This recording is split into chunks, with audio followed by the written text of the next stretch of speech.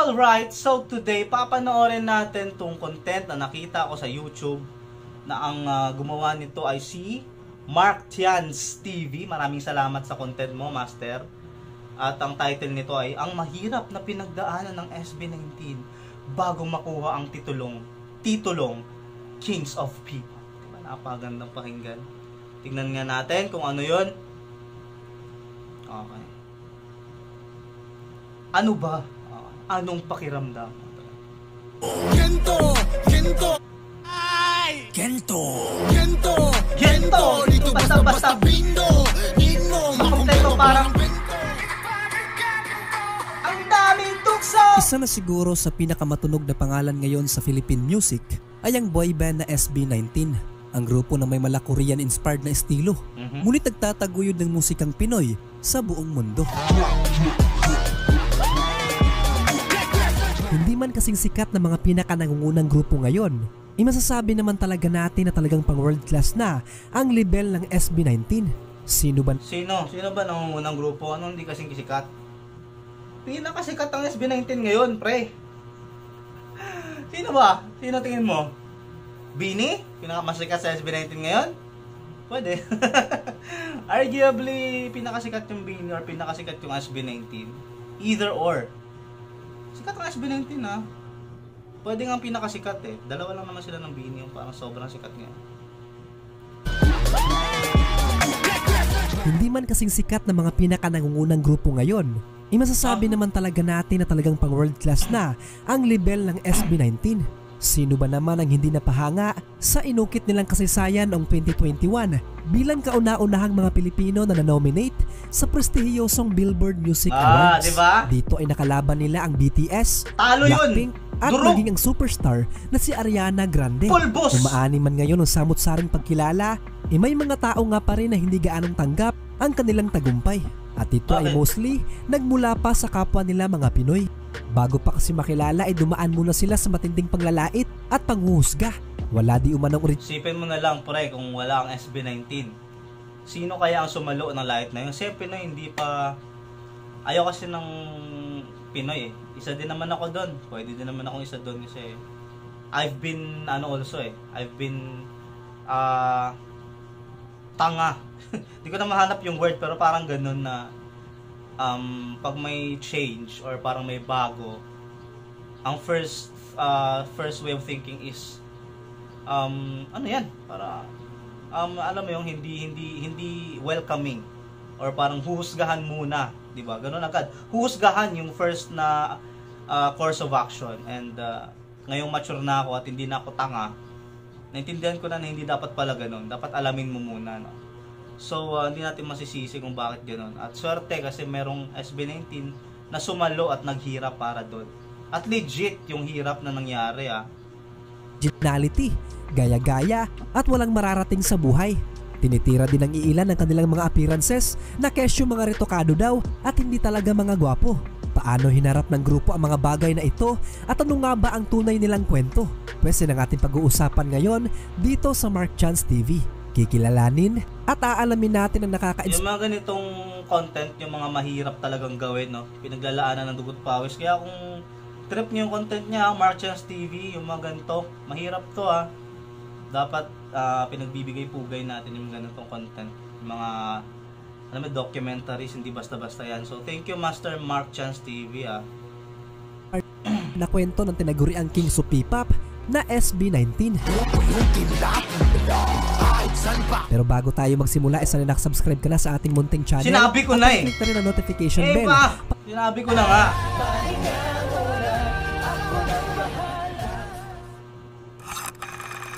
Nagsimula ang lahat noong year 2016.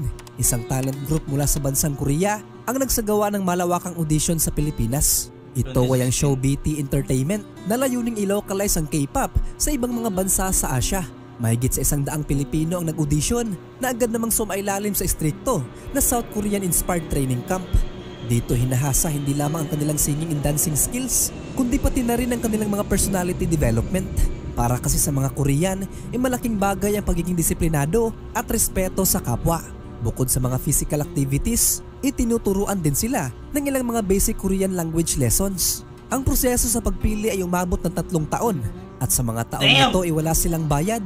Kaya namat may mangilan-ngilan na hindi kinaya at tuluyang Damn, no? Kahit basic needs, wala talaga, no? Kaya hirap na hirap yung SB19 nung time na yun. 3 years, punyeta. Walang bayad, man. Ang puhunan mo lang talaga, yung pangarap mo lang. Punyeta, tapos ibabash nyo kami ngayon? Tarantado ba kayo? muko. Matapos ang mahabang pagsasala, itanging 7 candidates lamang ang natira. 3 dito ay nag-quit. Ito ay sina Pablo, Josh at Justin. Ngunit kalaunay nagbago ang isip at bumalik. Out of 7 ay tanging 5 lang ang pinal na pipiliin upang siyang tuluyang kakatawan sa bubuuhing boyband na tatawaging SB19. At ang mga napili ay sina Stelvester Ahero, Philip John Suson at ang 3 na minsan ang Philip nag-quit na sina Pablo, Josh Collin at Justin Didios. Ang pangalang SB19 ay hango sa pinagsama-samang initials ng kanilang management at mga calling codes ng bansang Korea at Philippines. SB stands for Show BT at 19 na siyang resulta kapag ibinawas ang 82 sa 63. 19 din ang resulta kapag pinag-add mo ang mga numero individually. Simbolo di umano ng pagsasanib pwersa ng dalawang bansa. Ang debut single ng SB19 ay na-release na pagdating ng 2018.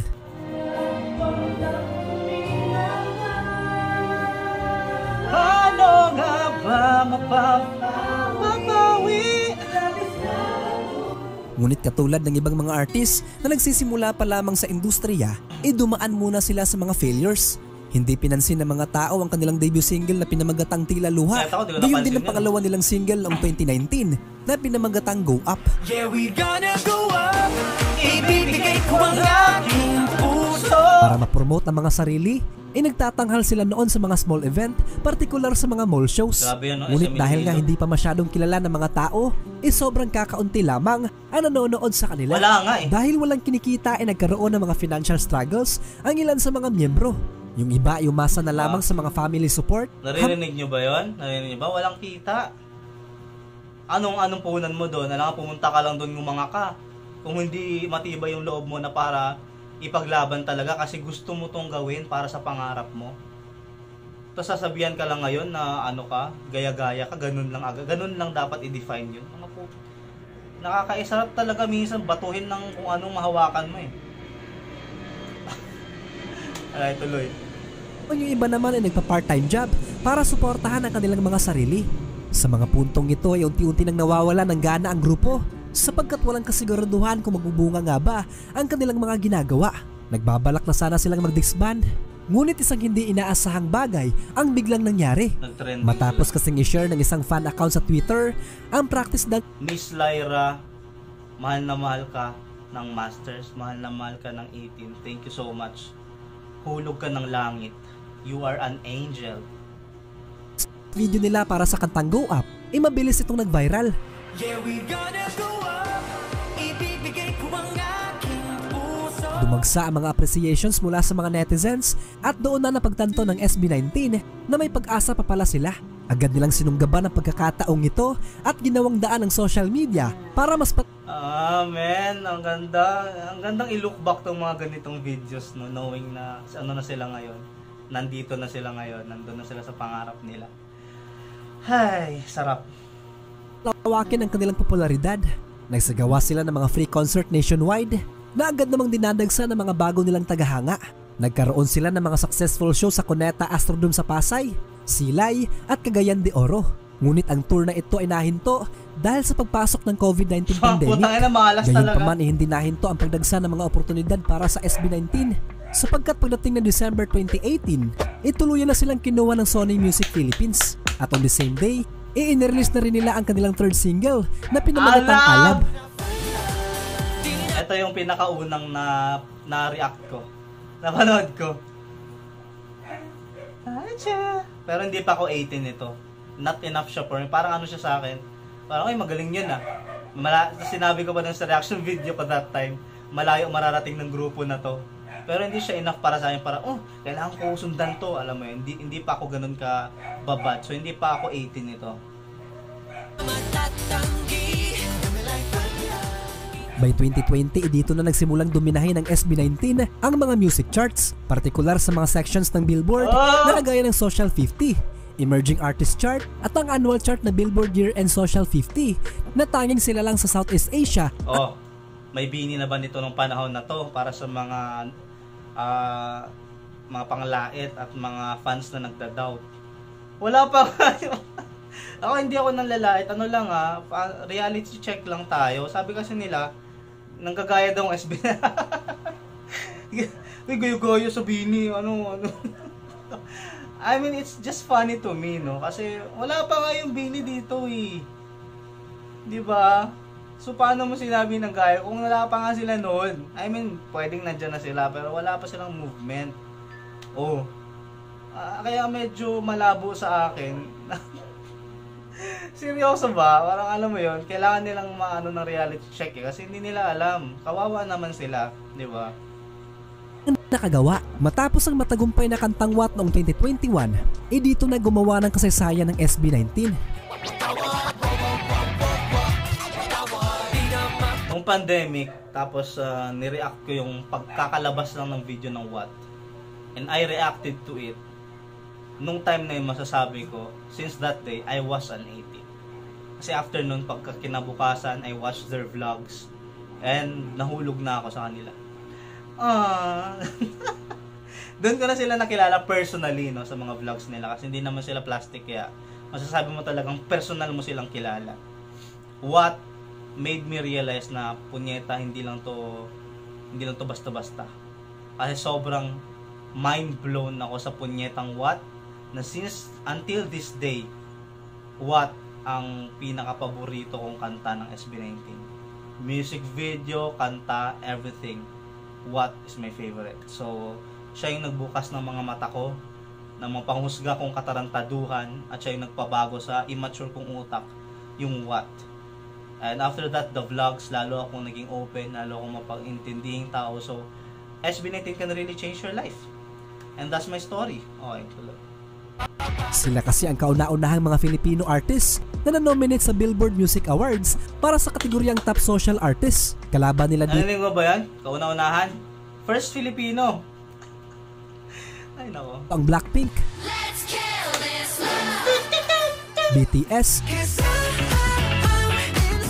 17, at ang solo artist na si Ariana Grande. Natalo man sa BTS, inasungkit naman ng SB19 ang respeto ng mga tao at karangalan ng bansa. Patunay na kaya palagan ng mga Pinoy na makipagsabayan at makapasok sa mga international recognition events. Ang SB19 ay patuloy na nakapagtala ng mga hit after hit para sa mga kanta na kagaya ng Mapa, most viewed music video, lyric video pala, Mana, my favorite performance song, Mana, at Bazenga, na nooy nag-number 1 ng halos 2 buwan sa hot trending songs, surpassing the song Butter ng BTS na tumagal lamang ng 6 weeks. Bazinga, hey, new gasolina, yeah, ang baalinga. Para sa mga solid fans ng SB19, isa silang mga superstar at pride ng Pilipinas. Pero para sa mga tao na hindi sumubaybay sa kanilang karera at nagbigay atensyon sa kanilang mga musika, isa nga silang mahirap talagang ipaintindi sa tao.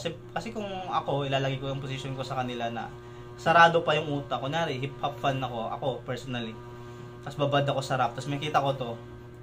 Pwede mo talagang ma-judge, alam mo yun? Parang sarado pa utak mo wala Di mo alam yung story nila, di mo alam na pareho kayo halos ng storya, na nangangarap ka rin, na hinahabol mo pangarap mo, na naghirap ka ng ilang taon walang bayad, punyeta. Man, yung mental struggles mo nun, physical struggle, pera. Kung alam lang nila lahat yun, man, I know that everyone will appreciate SB. Every single person will appreciate them. Kung alam lang sana nila yun. Ay nako. Generic, mga trying hard at tinatawag pa na mga feeling Korean. Bagamat kasi maraming engagement sa social media, yung ilan naman dito ay mga haters. Nakakatanggap sila ng mga bad comments na minsan yung iba ay medyo below the belt na. Lang po, meron pong comment na one time, sobrang violent po na parang nakakabuisit yung dilaw yung buhok. Gusto niya daw pong barilin. Gusto daw po niyang barilin ako. Gano'n kami na parang gusto ko patayin sa inis. Parang gano'n. Manakit kasi sobrang nakakainis daw kami. Bukod sa pagtuligsa sa kanilang mga estilo, Pwede poking ina mo rin, di ba? Dapat sa mga ganyang tao, yan yung dapat masaksak. Yung talagang, alam mo yun, yung ganyang pag-iisip, yan yung dapat masaksak. Yung parang dumaan sa kanto, tapos nasaksak ng mga 36 times, no? Mga ganyang kakupal na tao na napakabastos. To the point na gusto mong barilin.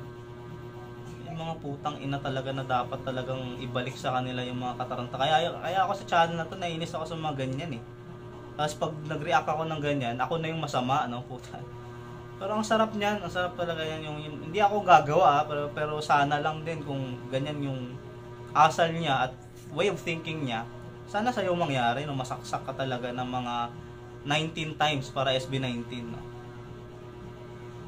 hindi rin nakaligtas ang grupo mula sa mga mapamintas na Pilipino.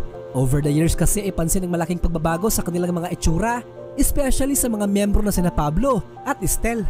Naging makinis di umano ang mukha at tumango sa mga ilong na talagang gwapong-gwapo na. Hindi lang neto basta napalakas ang kanilang karisma, kundi napataas din neto ng gusto ang kanilang self-confidence. Yeah. Ngunit may mga tao talaga na sadyang insecure at pilit silang pinapahiya sa social media.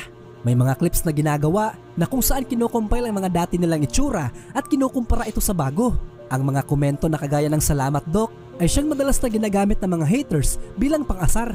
Masakit man ang mga Thank you, Doc. Kasi di hamak naman talaga na sobrang ganda ng pagkakapogi ng SB19. Thank you. So ano naman ngayon? Happy ka na? Nasaya ka na? Ano ngayon? Bawal ba yun? komentong ito para sa Kahit mga ako naman, pre. Kung pwede ko pang ipatangos to, bakit naman hindi? No? Bawal ba? Masaya ka na ba? Di ba? Tapos yung nagko-comment nun, mukhang tae naman na walang pera pang wala kang pera pang biling Chucky mo o bigas. Kaya ka hindi nagpaparitoke kasi wala ka pang ay nako. Kala mo pasama eh. Itila isa lamang itong normal na bagay para sa SB19. Ginagamit na lang daw Pero nila. parang alam ko parang nagpa-rhinoplasty lang ata yung para sa ilong. Hindi ako sure Tangina, wala kasi akong nakitang clip na gano'n kung ano nangyari talaga eh. Pero ang parang parang filler. Ano ba yung tawag doon? Yung parang hindi ko alam eh. Ito bilang motivation upang mas lalong magsikap. Saka hindi ko na din talaga inaalam kasi nga wala nga akong pake. So ano ngayon? Di ba? Hindi ko maintindihan. Hindi naman yun illegal. Kaya nga siya normalized na ngayon kasi wala namang mali na di ba, na pagandahin mo ang sarili mo. Ano sarili mo naman yan? Pag tinanong ka nga, why did you do that? Bakit mo binago yung mukha mo? Bakit ka nagparitoke? Ang sagot mo lang dapat dyan sa mga nagtatanong ganyan, cause I can. Ganun dapat, di ba? Unayan ang kanilang mga sarili. Kung doon ka magiging masaya, doon ka magiging confident, ano naman? Tsaka ang mahalaga, kung may budget ka, paggawa mo na. Totoo yan. Ang powerful na statement na ito ay pinatunayan ng SB19 sapagkat talagang mga superstar na sila ngayon. Humahakot na sila ng mga parangal internationally, kagaya na lamang ng Asia Artist Awards noong 2023, Nickelodeon Kids Choice Award at SEC Awards na ginanap sa bansang Brazil. Noong 2023 sa kagustuhan na magkaroon ng freedom at control sa kanilang mga gustong musika, ay napagpasyahan na nilang tumiwalag sa Show BT Entertainment. Pero hindi ito naging madali sapagkat nagkaroon sila ng conflict sa ownership ng kanilang pangalan na SB19. Pansamantalang ipinagbawal sa kanila ang paggamit sa pangalan maging sa logo neto sa kahit na anumang mga promotional materials na kanilang gagawin. Naging sanhi ito upang makansila ang halos lahat ng kanilang pagtatag concert, both local and international. Luckily, ihumantong sila sa isang agreement na kung saan tuluyang ibinigay ng Show BT ang buong karapatan sa paggamit ng pangalang SB19. Magkano kaya yung perang nagkastos ng SB? Kasi hindi madali yan eh. Legally speaking, sobrang laking hindi ko ma-imagine kung gano'ng kalaking bayad yun, no? Na kailangan nilang bayaran. Kasi alam ko, pinaano nila yun, na parang pina-legalize na nila. Pati ang 18 na pangalan ng fanbase nila, pina-legalize. O ano kayo ngayon sa mga toxic na fans ng ibang fandom? Ano ngayon? Napalegalize ba kayo?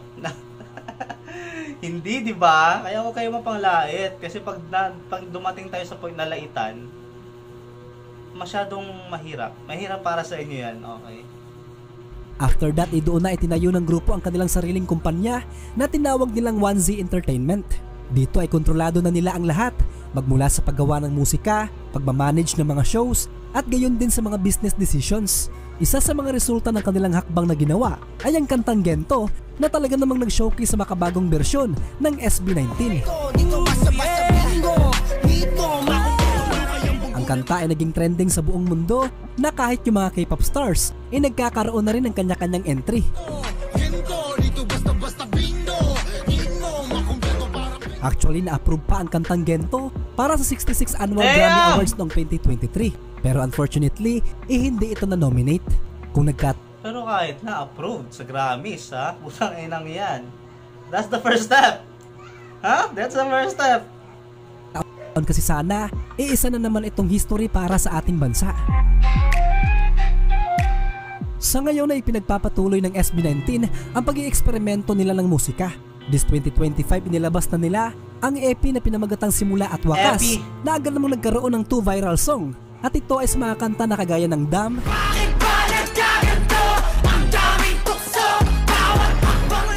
at Dungka.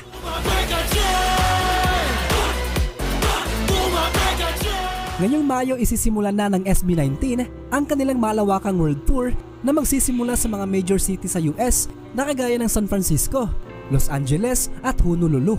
Magtatanghal din sila sa Toronto, Tokyo, Hong Kong at sa marami pang bansa sa Asia at Europa. Mapapasana all ka na lang talaga kung ganito ka-successful ang iyong karera. Parang kailan lang idinadaan-daanan lang sila sa mga mall, pero ngayon ipinupuno na nila ang mga napakalalaking mga venue sa kanilang mga concerts. Patunay lamang na less than 7 hours, Philippine Arena, the largest indoor arena in the whole world. Less than 7 hours. At may second day pa na pa-sold out na rin. First Filipino, okay? Hardships are paid off, basta't samahan lang ng strong mentality at desire. Congratulations SB19 at sana'y patuloy niyong itaas ang bandera ng Pilipinas sa malawak at makulay na mundo ng music industry.